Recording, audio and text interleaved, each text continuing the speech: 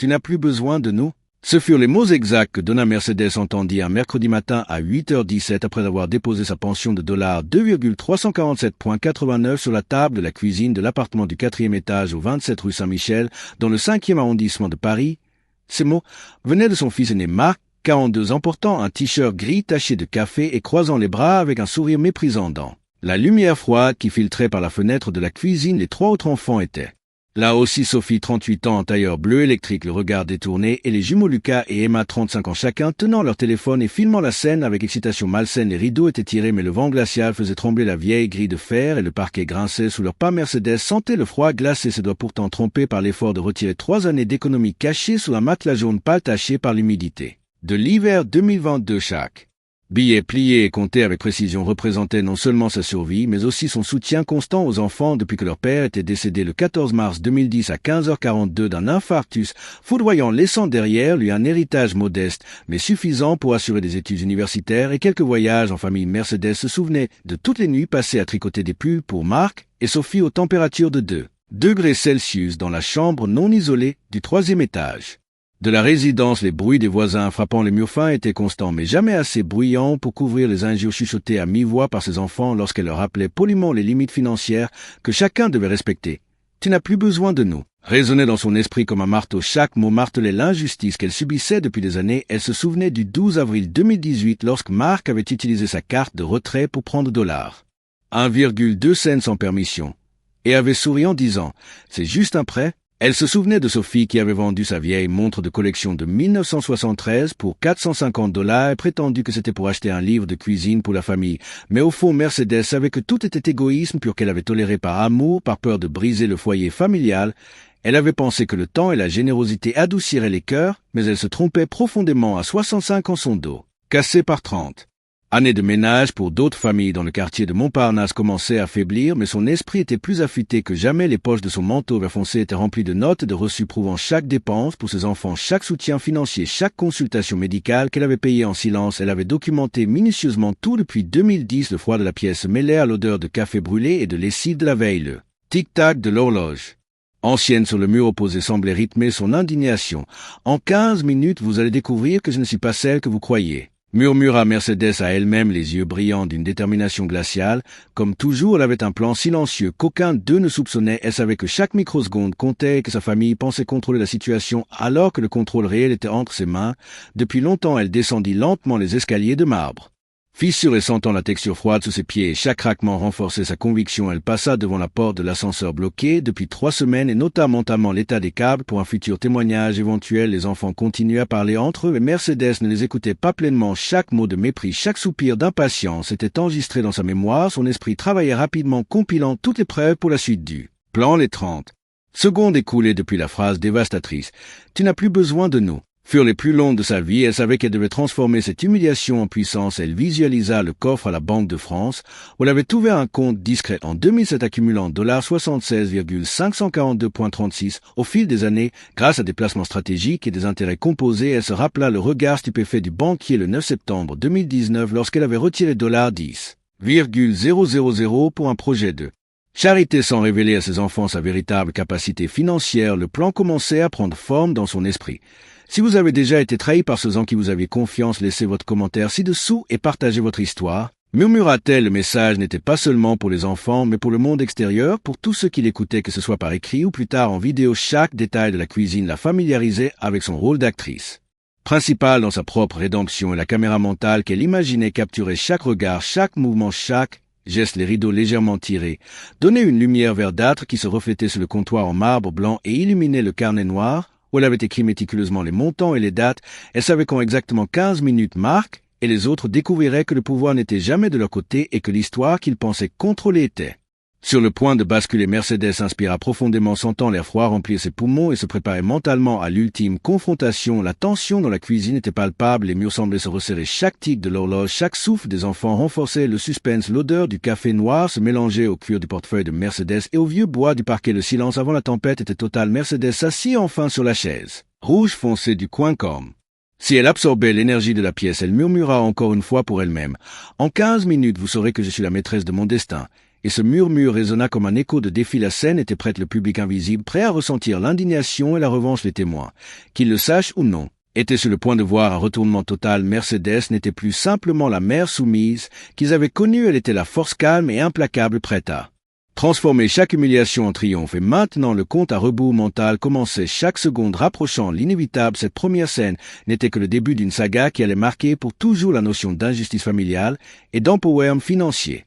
Je me souviens parfaitement de chaque centime que j'ai donné à mes enfants depuis qu'ils ont quitté l'école. Marc, 18 ans, pour son premier appartement dans le quartier de Bastille. En 1999, j'ai payé $230,50 de caution plus $320 pour les meubles d'occasion que j'avais soigneusement sélectionnés dans le marché aux puces de porte de vente. Sophie, 16 ans à l'époque, avait besoin de cours particuliers en mathématiques et j'ai engagé Madame Leblanc pour 3 sessions par semaine à $45 chacune, ce qui représentait $540 par mois pendant 8 mois, et pourtant personne ne semblait jamais reconnaître l'effort que j'avais fourni. Je me souviens des samedis après-midi passés à cuisiner 12 tartes aux pommes pour les goûters de mes enfants et leurs amis, pour que Marc et Sophie ne sentent jamais le manque de nourriture ou d'attention. Lucas et Emma, jumeaux de 14 ans à l'époque, étaient constamment en conflit pour savoir qui aurait la meilleure part de chocolat, et je passais des heures à diviser avec précision chaque tablette de 100 grammes pour qu'il n'y ait aucune dispute visible. Même mes propres repas, je les limitais à une soupe le soir à 19h après avoir passé la journée à trier le linge de voisins, payant en moyenne $25 par machine pour un revenu supplémentaire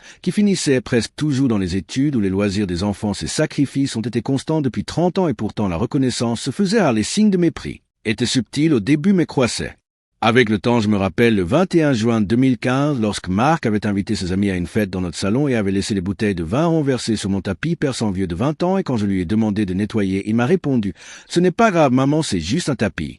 Avec un ton de dédain qui brûlait comme si cela ne suffisait pas, Sophie avait utilisé ma machine à laver pour teindre ses robes à Noël 2017 en rose fluo et avait prétendu qu'il s'agissait d'une expérience artistique. Les témoins étaient partout, mais personne n'osait intervenir. Même le voisin du dessus qui m'avait vu passer 3 heures à retirer des taches persistantes avec du savon de Marseille. Chaque geste que j'avais posé pour ma famille semblait être ignoré et j'étais progressivement réduite à un rôle de servante invisible. Les flashbacks envahissaient mes pensées, me montrant les détails précis des cadeaux offerts. Marc, pour ses 25 ans en 2010, j'avais économisé $2,000 pendant 3 ans pour lui offrir un voyage à Lisbonne avec billet d'avion Air France le 14 août à 10h15 et hôtel réservé pour cette nuit au My Story Hotel avec petit déjeuner inclus. Chaque sourire de Marc semblait être un contrat silencieux qui me liait à sa satisfaction, mais jamais à ma reconnaissance. Ces souvenirs me donnaient à la fois une douleur lancinante et une énergie sourde. Je me voyais dans mon appartement du 27 rue Saint-Michel entouré de piles de documents bancaires reçus et extraits de comptes allant de $500 jusqu'à $12,450 accumulés sur des années de placement prudent et actions discrètes.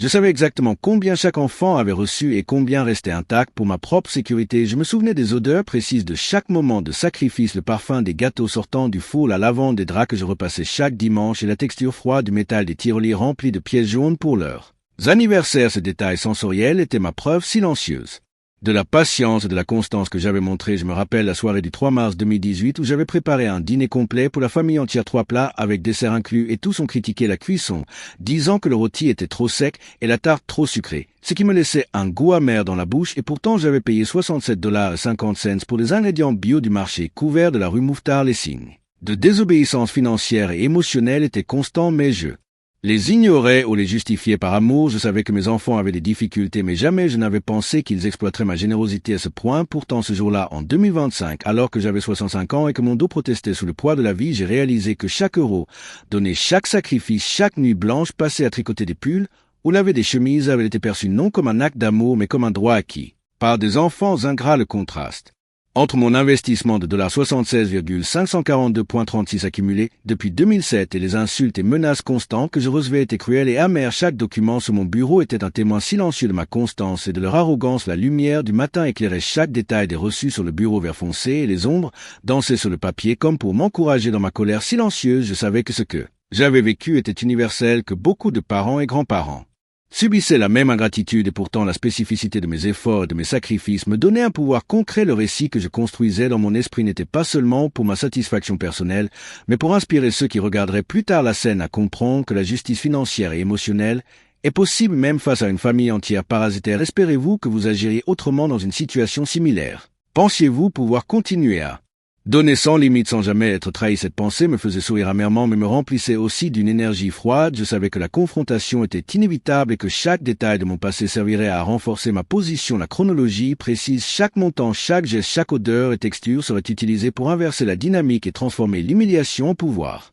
Les semaines qui suivirent furent un véritable enfer. Chaque jour semblait une nouvelle épreuve de patience et d'indignation. Les enfants semblaient prendre un plaisir sadique à tester mes limites. Dès le 2 février 2025 à 9h43, Marc entra dans le salon avec un sourire cruel, tenant mon relevé bancaire imprimé de la veille. « Maman, dit-il avec un ton faussement doux, tu crois vraiment que tu peux continuer à contrôler tout cet argent sans nous consulter ?»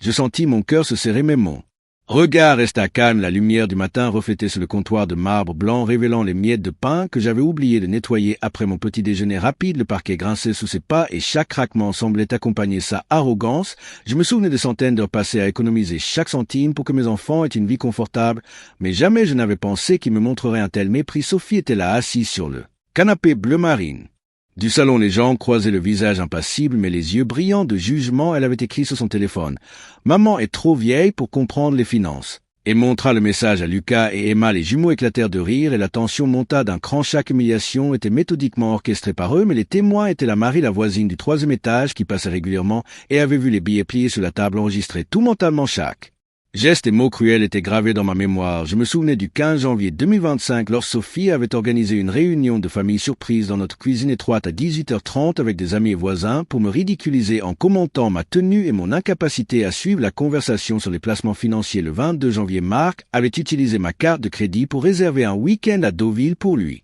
et Emma, coûtant $1,240.50, et m'avait dit « C'est pour te montrer qu'on sait mieux gérer que toi ». Avec un sourire suffisant qui me glaçait le sang, je tentais de résoudre les conflits pacifiquement. Je proposais de revoir les comptes ensemble, d'expliquer calmement mes décisions financières, mais chaque tentative était accueillie par des sarcasmes et des moqueries. Emma croisa les bras et dit « Maman, tu ne comprends rien, tu es dépassée ». Et ce simple geste me fit sentir le poids de la trahison familiale. L'arrogance de mes enfants croissait chaque jour comme une marée montante et je voyais dans leurs yeux l'assurance que je ne pourrais jamais les arrêter. Pourtant, quelque chose changeait en moi. Chaque humiliation, chaque mot méprisant renforçait ma détermination. La ligne avait été franchie le 5 février à 20h12 lorsque Marc, Sophie, Lucas et Emma m'ont annoncé qu'ils envisageaient de me faire interner pour démence présumée. Sous prétexte que mes décisions financières et mes réactions face à leurs critiques étaient suspectes, je sentis un frisson glacial parcourir ma colonne vertébrale, mais mon esprit resta concentré sur le plan. Les rideaux légèrement tirés laissaient passer un rayon de lumière dorée qui éclairait les documents que j'avais soigneusement classés depuis 2007. Chaque relevé, chaque reçu, chaque plan de placement était une preuve de ma compétence et de ma lucidité. Je savais que leur plan était basé sur l'arrogance et la sous-estimation de mes capacités. Je sentais le cuir de mon fauteuil sous mes doigts, la froideur du bois du comptoir et l'odeur persistante du café noir de la veille. Chaque détail sensoriel me rappelait que je n'étais pas seul et que le pouvoir était silencieusement en moi. Les témoins indirects étaient là. Tout le quartier savait les frictions familiales. Certains voisins se demandaient pourquoi je semblais si calme alors que mes enfants étaient si cruels. La tension montait jusqu'au moment où j'ai compris que tolérer ces humiliations serait accepter leur domination. Je me suis levé lentement. Le 5 février 2025. À 20h45, les mains crispées sur le dossier du fauteuil rouge foncé, et j'ai murmuré à moi-même « Ça suffit ». Cette simple phrase résonna dans le silence de la cuisine et chaque tic-tac de l'horloge semblait battre au rythme de ma résolution. Je savais que la tempête approchait et que la revanche n'était pas une impulsion, mais une décision stratégique. Les enfants continuaient à se moquer, ignorant que chaque rire, chaque mot cruel, chaque geste de mépris était enregistré mentalement et numériquement. Pour le moment où le pouvoir basculerait, ma dignité était intacte et la patience accumulée depuis 30 ans devenait mon arme. Les 10 minutes suivantes furent un balai silencieux. Je notais chaque mouvement, chaque geste et préparais mentalement mes prochaines actions. Les flashbacks de sacrifices passés défilaient. Dans ma tête, les $1,230.50 pour Marc, la caution de l'appartement, les $540 pour Sophie, les heures passées à tricoter. Cuisiner, tout devenait une force invisible. Je savais que la justice allait arriver et que chaque humiliation serait retournée contre les témoins indirects. La voisine Marie, le boulanger de la rue Saint-Michel, et même le concierge de l'immeuble étaient inconsciemment alignés de mon côté. Sans le savoir, le vent soufflait à travers les rideaux et apportait l'odeur de pluie et de terre mouillée, un parfum qui semblait me rappeler que la nature elle-même soutenait ma patience et ma stratégie. Le point de bascule approchait et les enfants ne le savaient pas encore. Je savais qu'en quelques instants, la dynamique de pouvoir allait complètement changer. Je me suis assise à nouveau, le dos droit, le regard froid et les mains sur le carnet noir, prêt à déclencher la première étape de ma revanche silencieuse. Chaque humiliation subie avait été méticuleusement notée, chaque mot cruel enregistré et chaque mouvement scruté. Je me suis senti plus forte que jamais et je savais que la ligne avait été franchie, que je ne tolérais plus jamais de tels abus.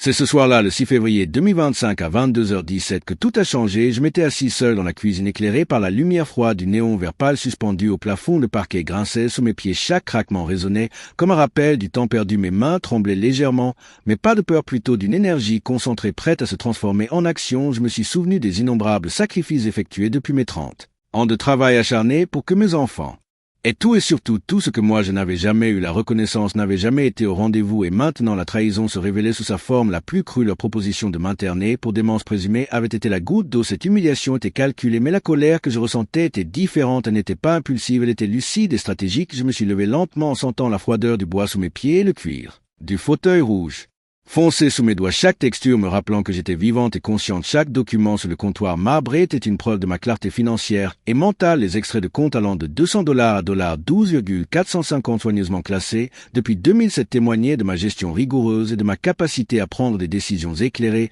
Je me suis assise à nouveau et j'ai ouvert le carnet noir rempli de calculs et de dates précises. Chaque mot écrit servait désormais de guide pour la prochaine étape. Je savais exactement combien Marc avait pris de façon illégitime, combien Sophie avait dépensé sans autorisation et combien Lucas et Emma avaient profité sans limite. La révélation était claire. Je ne pouvais plus tolérer cette injustice et je ne le ferai plus. J'ai inspiré profondément. Le parfum de café brûlé flottait encore dans l'air mêlé à l'odeur de lessive du matin, et pour la première fois depuis des années, j'ai senti une clarté absolue se déverser dans mon esprit. Chaque détail sensoriel renforçait ma détermination. Chaque son, chaque odeur, chaque texture me rappelait que j'étais capable et lucide. Le point de bascule était arrivé. Je ne réagirais plus émotionnellement, mais stratégiquement. La tempête était silencieuse mais imminente. Mon plan n'était pas de vengeance personnelle, mais de justice et d'empowerment. J'ai commencé à dresser mentalement la liste de mes atouts secrets. Le compte discret à la Banque de France ouvert en 2007, accumulant $76,542,36 mai.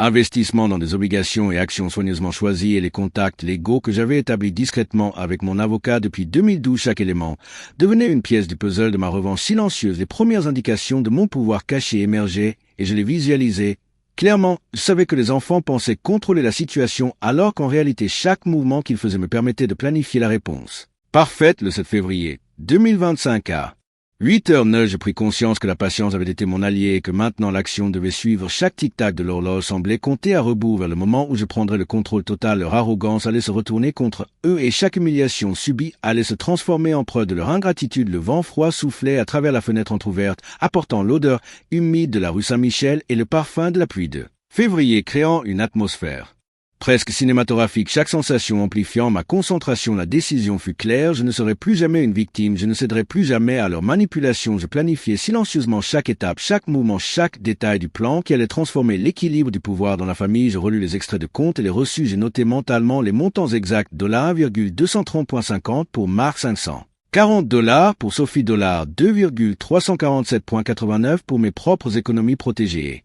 Chaque dépense injustifiée par les enfants, ces chiffres étaient désormais mes armes. Les rideaux verts tremblaient légèrement sous la brise nocturne, et je visualisais la scène de la confrontation finale. Je savais exactement ce que je dirais et comment je réagirais. Je sentais le cuir froid du dossier sous mes doigts et le bois du comptoir sous mes paumes. Chaque détail ancrant ma présence, je murmurais à voix basse. Plus jamais je ne serai sous-estimé. Et chaque mot résonna comme un serment. Silencieux dans la cuisine vide, les enfants ignoraient que leur arrogance avait réveillé une force qu'ils ne pouvaient plus contrôler. Je me préparais mentalement à passer à l'action et chaque geste de préparation me donnait une énergie nouvelle. Le calme avant la tempête était total, mais la tempête approchait et elle serait implacable. Chaque humiliation passée, chaque mépris subi allait converger vers un moment précis et irréversible. L'horloge indiquait 8h23. Je pris une dernière inspiration profonde, sentant l'air froid remplir mes poumons et chaque sensation corporelle m'ancrait dans la certitude de mon pouvoir caché. Les prochains mouvements seraient calculés et chaque action serait une preuve de ma lucidité et de ma force. Je savais que le moment de la révélation approchait et que le point de bascule était atteint. La ligne avait été franchie et la justice allait suivre.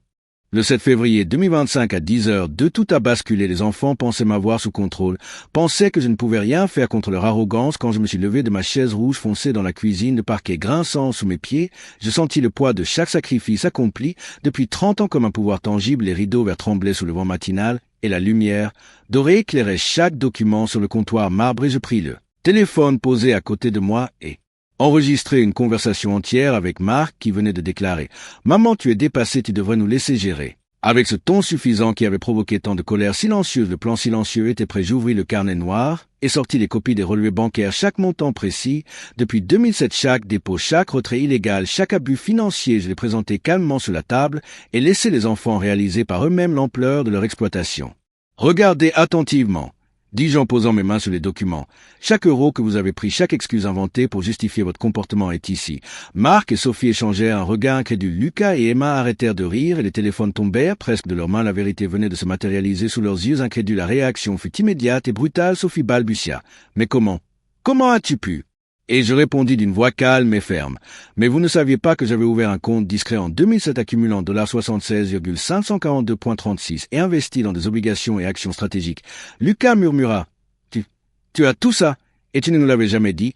Et je hochai la tête en sentant la satisfaction glaciale de ma patience récompenser la dynamique de pouvoir changer instantanément. Les enfants, qui pensaient contrôler la situation depuis des années, se retrouvèrent face à une force qui n'avaient jamais soupçonné. Leurs visages passèrent de l'arrogance à l'incrédulité, pour les rideaux vers filtraient maintenant une lumière éclatante sur les documents qui confirmaient ma lucidité et mon contrôle. Chaque détail de la pièce semblait résonner avec mon triomphe. Le parquet grinçait sous les pas de Marc lorsqu'il recula légèrement et je sentis chaque vibration sous mes pieds comme un écho de ma victoire silencieuse. Sophie croisa les bras et murmura. « Tu es... » Et je finis sa phrase pour elle. Je suis celle qui a toujours été en contrôle. Le choc des témoins indirects fut tout aussi impressionnant. Marie, la voisine du 3e étage, regardait depuis sa fenêtre entr'ouverte et murmura à elle-même. Incroyable, et elle les a eus. Même le concierge de l'immeuble qui passait régulièrement s'arrêta et observa en silence. La preuve tangible de ma gestion financière combinée à ma lucidité mentale rendait impossible toute contestation. Les documents, les reçus, les relevés bancaires, chaque détail spécifique formait un tableau complet que les enfants ne pouvaient ignorer. J'ai sorti ensuite les courriels échangés avec mon avocat depuis 2012 confirmant ma pleine capacité mentale et chaque autorisation légale prise en avance pour protéger mes intérêts. Chaque pièce de preuve renforçait la crédibilité de mon plan. Les enfants restèrent silencieux. Je sentis dans l'air un mélange de choc, humiliation et crainte. Chaque respiration semblait plus lourde dans la cuisine. Les odeurs de café brûlé et de lessive se mêlaient aux parfums subtils des papiers anciens. Chaque sensation amplifiait la gravité du moment. Marc tenta de protester. « Mais tu ne peux pas. » Et je coupai sa phrase d'un ton calme. « Tout est documenté et vérifié. » Le pouvoir avait changé de main et les enfants le comprenaient maintenant clairement. Ce n'était pas une vengeance, mais une justice méticuleusement préparée. Les 30 minutes suivantes furent une leçon silencieuse de stratégie et de patience. Chaque mot que je prononçais, chaque mouvement que je fus mesuré pour amplifier l'effet psychologique. Les enfants commençaient à reconnaître leur erreur et la dimension de leur ingratitude. Les documents exposaient chaque abus et chaque tentative de manipulation. Chaque extrait bancaire montrant $1,230,50 prélevé illégalement pour Marc, $540 pour Sophie et le week-end $1,240,50 à Deauville pour Lucas et Emma était désormais une arme concrète de vérité. Les visages incrédules se transformaient lentement en honte, les yeux baissés et les épaules affaissées témoignaient de l'effet immédiat de ma révélation. Le silence régnait, mais il était lourd de sens. Les témoins indirect comprenait que le contrôle avait basculé et que la justice se manifestait sous nos yeux. L'énergie de la pièce était électrisante. Les rideaux verts ondulaient sous le vent et la lumière dorée illuminait les preuves de ma lucidité. Les enfants ne pouvaient plus nier la réalité et leur arrogance s'effondrait. La révélation de mon pouvoir fut totale et irréversible. Chaque détail soigneusement préparé depuis des années venait de produire son effet. Je sentais chaque vibration de la maison comme un écho de mon triomphe silencieux et chaque respiration me confirmait que la ligne avait été franchie et que la justice avait pris sa place. Le 7 février 2025 à 11h15, la dynamique avait complètement changé. Les enfants restaient figés dans le salon, le parquet froid sous leurs pieds, les rideaux verts ondulant doucement au rythme du vent qui traversait la fenêtre entrouverte. Chaque respiration semblait peser lourd dans l'air chargé d'humiliation. Mercedes sentait le cuir du fauteuil rouge foncé sous ses doigts et le bois du comptoir froid sous sa paume comme des instruments d'ancrage de sa puissance. Les documents et relevés bancaires étaient disposés méthodiquement devant eux. Chaque chiffre exact, chaque date précise servait de preuve tangible de leur exploitation financière. « Maintenant vous allez comprendre », dit-elle calmement, le ton ferme mais sans colère. Chaque mot résonnait dans la pièce comme un coup de cloche pour marquer le début de la justice réelle. Marc tenta de protester. « Mais maman, c'est injuste. » Et Mercedes le coupa d'un simple geste de la main. « Tout est documenté et irréfutable. » Le visage de Sophie blanchit lorsque je révélai qu'elle avait utilisé ma machine à laver pour teindre ses robes de Noël en 2017 coûtant $450 et que chaque centime avait été soigneusement enregistré. Chaque détail humiliant mais exact venait exposer leur arrogance et leur exploitation. Continue. Lucas et Emma se regardèrent en silence, les yeux écarquillés, et les téléphones tombèrent de leurs mains comme pour marquer la fin du pouvoir illusoire qu'ils croyaient avoir. Les témoins indirects ressentirent la tension et le changement de dynamique. Marie, la voisine du 3e étage, sortit de sa fenêtre et murmura « Je n'avais jamais vu une telle maîtrise ». Le concierge s'arrêta sur le palier et son expression traduisait un mélange de respect et de choc. La première conséquence tangible fut que chaque enfant fut contraint de restituer immédiatement les fonds retirés illégalement. Marc rendit $1,230,50, Sophie $. 540 et le week-end $1,240.50 de Lucas et Emma fut remboursé intégralement. Les chiffres exacts étaient écrits dans un document que je leur remis personnellement. Le deuxième effet fut l'obligation immédiate pour eux de commencer à gérer leur propre indépendance financière. Ils durent ouvrir chacun un compte séparé et effectuer un budget hebdomadaire surveillé par moi-même. Chaque erreur ou dépense injustifiée serait immédiatement signalée et documentée. La leçon était claire et tangible. Leur visage était décomposé et la honte se lisait sur chacun d'eux. La lumière dorée passant à travers les rideaux verts illuminait chaque expression de culpabilité et de stupeur. Chaque mouvement, chaque geste fut noté mentalement par Mercedes pour toute action future. Le 7 février 2025 à 11h50, Marc tenta encore un argument. « Mais maman, tu es trop sévère. » Et je répondis calmement. Non, je suis juste et chaque acte injuste a une conséquence. Les témoins indirects comprirent que ce n'était pas de la vengeance, mais une répartition équitable et un enseignement pratique. La justice se manifestait de façon tangible et immédiate. Les enfants furent également contraints de présenter des excuses publiques à Mercedes devant la voisine et le concierge. Les mots furent exacts. Maman, nous avons été ingrats et nous regrettons nos actions. Chaque syllabe prononcée ajoutait à la correction de l'injustice passée. Les documents bancaires furent placés dans un classeur verrouillé et chaque mouvement futur serait suivi pour garantir que la leçon perdure. Le parfum du café brûlé flottait encore dans la cuisine et le cuir froid du fauteuil servait de rappel de la présence ferme et implacable de Mercedes. La tension dans l'air diminua légèrement, mais le respect s'installa immédiatement. Les enfants comprirent que la manipulation et l'arrogance n'avait plus aucun effet. Chaque respiration était désormais empreinte de conscience et de compréhension. La voisine murmura encore. Elle a complètement retourné la situation. Et Mercedes sentit un sentiment de triomphe silencieux mais profond. Chaque minute qui passait renforçait la nouvelle hiérarchie familiale et chaque détail de la pièce les ancrerait dans la mémoire de cette journée. Pour la première fois depuis des années, Mercedes ne se sentait plus exploitée mais en contrôle total. Chaque document, chaque preuve, chaque chiffre exact était une arme et un bouclier. Les enfants comprirent que la prochaine étape de la vie familiale serait sous de nouvelles règles où l'équité et le respect étaient obligatoires. La justice en temps réel avait été accomplie et l'humiliation publique des enfants fut totale et irréversible. Le parquet grinçait encore sous les pas de Marc qui s'éloignait lentement et les rideaux verts ondulaient comme pour souligner le changement irréversible de pouvoir. Chaque respiration de Mercedes était calme et mesurée mais emportait la force de 30 ans de sacrifice jamais reconnus. La leçon était claire et tangible et les conséquences immédiates avaient transformé la dynamique familiale à jamais. Après la confrontation du 7 février 2025 à 12h30, la cuisine de mon appartement du 27 rue Saint-Michel était baignée d'une lumière dorée traversant les rideaux verts tremblants sous la brise légère. Chaque document soigneusement rangé, chaque chiffre exact et chaque reçu remis aux enfants créait un sentiment tangible de clôture et de justice. Je sentais encore sous mes doigts le cuir froid du fauteuil rouge foncé et la texture granuleuse du comptoir en marbre blanc qui avait été les témoins. Silencieux de ma résilience, la tension qui avait régné depuis des semaines s'était dissipée, mais la leçon restait gravée dans l'air. Chaque respiration était profonde et mesurée et je sentais mon corps s'ancrer dans un sentiment de pouvoir retrouver. Les enfants, humiliés mais conscients, commençaient à gérer leur indépendance financière sous ma supervision et à chaque geste, ils expérimentaient la responsabilité que j'avais toujours cherché à leur transmettre. La transformation n'était pas seulement financière mais profondément émotionnelle. Ils comprenaient maintenant le poids de leurs actions et la valeur du respect. Chaque sourire que je vis sur leur visage lorsqu'ils prirent conscience de leur erreur était un rappel que la justice peut être douce mais ferme. La voisine Marie murmura depuis sa fenêtre. Elle a changé toute la dynamique. Et je souris intérieurement en sentant que chaque témoin indirect avait saisi l'importance de ce que nous venions de vivre. Le parfum persistant du café brûlé et de la lessive flottait encore dans la pièce et me rappelait les années de sacrifice silencieux, les 30 années de travail acharné à tricoter des pulls à Marc et Sophie, les heures passées à diviser chaque tablette de chocolat pour Lucas et Emma et chaque euro économisé pour assurer leur avenir avait finalement porté leurs fruits sous la forme d'une transformation tangible et durable. Je me rappelais chaque moment de doute, chaque humiliation et chaque trahison, mais cette fois n'était pas pour me briser, mais pour nourrir ma détermination à 65 ans. Je réalisais que l'âge n'était pas une limite, mais une force. Chaque décision consciente et calculée avait permis de transformer l'injustice en une leçon universelle pour mes enfants et pour tous ceux qui pourraient vivre une situation similaire.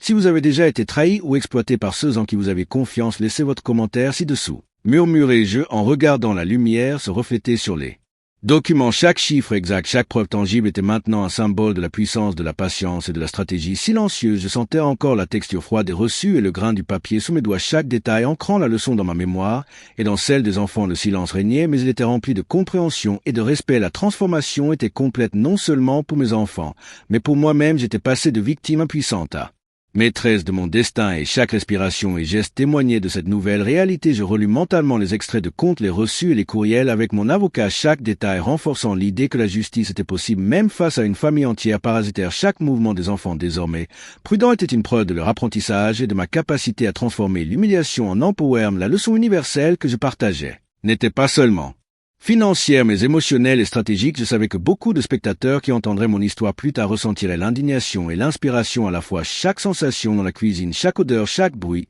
servait à rappeler la profondeur de ce que nous avions accompli. Je laissais les enfants gérer leur nouvelle réalité et pris quelques instants pour absorber le calme et la satisfaction du triomphe silencieux. Le parquet froid sous mes pieds et le cuir du fauteuil rouge foncé étaient maintenant des symboles de ma résilience et de mon pouvoir retrouvé. Je murmurais à moi-même: plus jamais je ne serai exploité et chaque injustice trouvera sa conséquence. Et chaque mot résonna comme un mantra de force et de sagesse. Les témoins indirects comprirent que la transformation était totale et que la leçon durait pour tous ceux qui écoutaient ou qui regarderaient cette histoire. Je laissais un message final inspirant. Si vous souhaitez transformer votre vie et retrouver votre pouvoir, abonnez-vous et activez le signal pour ne rien manquer. Laissez vos commentaires et partagez votre expérience. Chaque CTA a été pensé pour connecter émotionnellement et inspirer l'action. Chaque respiration calme dans la cuisine me rappelait que la justice n'était pas seulement un idéal, mais une réalité possible. Les enfants allaient désormais vivre sous les nouvelles règles d'équité et de respect, et moi je pouvais enfin respirer profondément, sentir le vent traverser les rideaux verts et la lumière dorée illuminer l'épreuve de ma victoire me confirmait que la transformation était complète et irréversible. Chaque détail sensoriel, chaque chiffre exact et chaque geste de reconnaissance renforçait la conviction que la patience, la stratégie et la lucidité pouvaient inverser n'importe quelle injustice familiale. Et ainsi, dans la lumière dorée de ma cuisine à 12h45 le 7 février 2025, je compris que ma force ne résidait pas seulement dans l'argent ou les documents, mais dans ma capacité à transformer l'humiliation en pouvoir et à inspirer tous ceux qui vivaient dans l'injustice à faire de même.